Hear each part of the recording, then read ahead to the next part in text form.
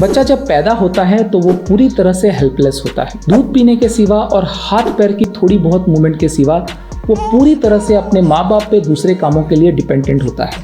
लेकिन जैसे जैसे वो बड़ा होता है उसका अपना हाथ पैर और गर्दन पे कंट्रोल बढ़ता है और धीरे धीरे वो कंट्रोल बढ़ता है और आखिरकार वो एकदम इंडिपेंडेंट इंसान बन जाता है। इनको माइलस्टोन्स कहते हैं। मैं हूं आपका डॉक्टर फ्रेंड डॉक्टर निमेश। मैं एक पीडियाट्रिशियन हूं और आज हम माइलस्टोन्स के बारे में जानेंगे। ये जानेंगे कि बच्चा बैठना कब सीखता है, चलना कब सीखता है, दौड़ना कब सीखता है। पहले तो ये जानते हैं कि माइलस्टोन्स के बारे में जानना इतना ज़रूरी क्यों है। क्योंकि ये जो माइलस्टोन्स होते हैं वो बच्चे के ब्रेन डेवलपमेंट के साथ सीधी तरह से जुड़े हुए होते हैं। जिन बच्चों का ब्रेन नॉर्मल होता है उनके माइलस्टोन्स नॉर्मल होते हैं।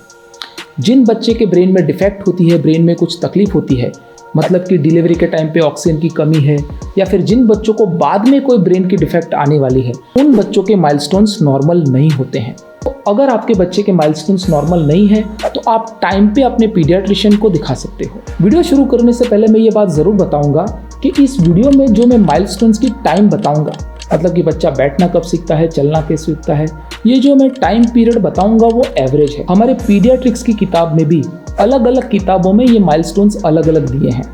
तो अगर कोई मैं आपको टाइम पीरियड देता हूं और 2-3 महीने का डिफरेंस आता है, मतलब 2-3 महीने ऊपर या 2-3 महीने नीचे माइलस्टोन्स का डिफरेंस आता है, तो वो नॉर्मल है, उसमें आपको घबराने की ज़रूरत नहीं है। तो अब माइलस्टोन्स के बारे में जानना शुरू करते हैं। जब बच्चा पैदा हुआ होता है और उसको हम बेड पे उल्टा सुला देते हैं तो वो अपने गर्दन की मूवमेंट नहीं कर सकता है।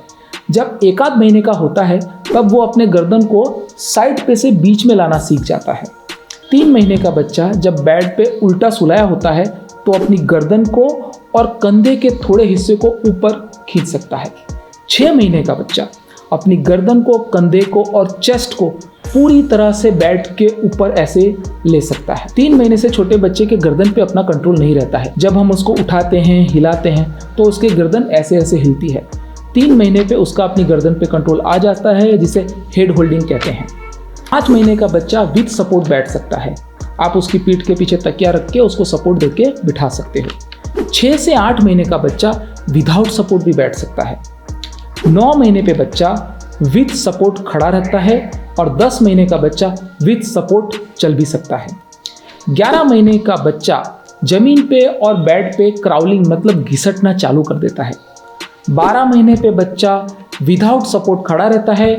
13 महीने पे बच्चा विदाउट सपोर्ट थोड़े स्टेप चलने भी लगता है। 15 महीने पे बच्चा विदाउट सपोर्ट साइड में भी थोड़े स्टेप लेने लगता है। 18 महीने पे बच्चा विदाउट सपोर्ट दौड़ने भी लगता है। 2 साल पे बच्चा सीढ़ियाँ चढ़ने लगता है। 2 साल पे वो सीढ़ियाँ एक एक करके चढ़ता है। दोनों पैर एक सीढ़ी पे रखता है, फिर एक, फिर दोनों पैर एक सीढ़ी पे, फिर एक ऐसे करके स्टेप लेता है। 3 साल पे बच्चा सीढ़ियाँ एक एक करके फटाफट चढ़ सकता है। 3 साल पे बच्चा साइकिलिंग भी कर सकता है। अब फाइन मूवमेंट्स के बारे में बात करेंगे। पहले जानते हैं पामर ग्रास्प। इसका मतलब यह है कि 7 महीने का जब बच्चा होता है और आप उसके हाथ में पेन दो या चम्मच दो तो उसको पकड़ लेगा। इसे पामर ग्रास्प बोलते हैं। और उसी 7 महीने के आजू बाजू वो एक हाथ में रही चीज़ को दूसरी हाथ में ट्रांसफ़र भी करने लगता है। 9 महीने पे पिंसर ग्रास्प आता है।